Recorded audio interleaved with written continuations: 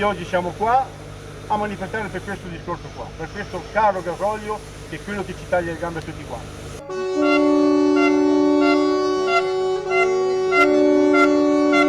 Sono tutti in fila davanti alle loro imbarcazioni nel luogo simbolo della città, il mercato ittico all'ingrosso.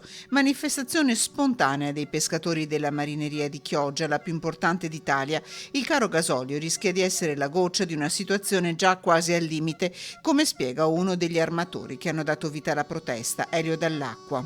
Caro gasolio che è aumentato nel frattempo di un 60% e purtroppo non è solo il caro gasolio che è aumentato, sono cresciute anche le casse di posteriore dove noi mettiamo dentro il pescato, sono cresciute le reti che adoperiamo per andare a pescare, è cresciuto tutto quello che serve nella barca per armarla per andare a pescare. Noi pescheremo sicuramente fino a fine mese perché ormai abbiamo cominciato il mese e lo vogliamo finire, ma se a fine mese siamo in queste condizioni come siamo adesso, le barche si fermeranno e metteranno sicuramente i marinai in disoccupazione.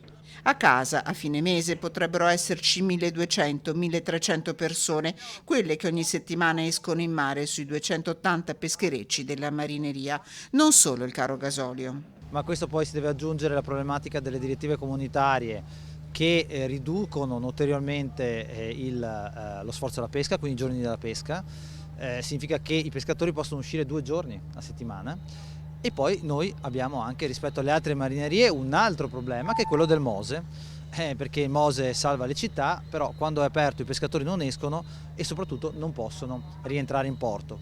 Una città legata a doppio nodo alla sua marineria, Chioggia. Noi abbiamo già solamente nel mese di gennaio avuto una riduzione del 5-6% rispetto al 2021, che era già un anno pessimo. Siamo riusciti comunque a recuperare, ma abbiamo chiuso a meno 12%, l'anno prima a meno 19%. Accanto ai pescatori ci sono le istituzioni e c'è idealmente tutta la città. La pesca non può rimanere da sola, non può rimanere un settore a sé perché costituisce il substrato culturale, sociale e economico delle nostre città e soprattutto di Chioggia.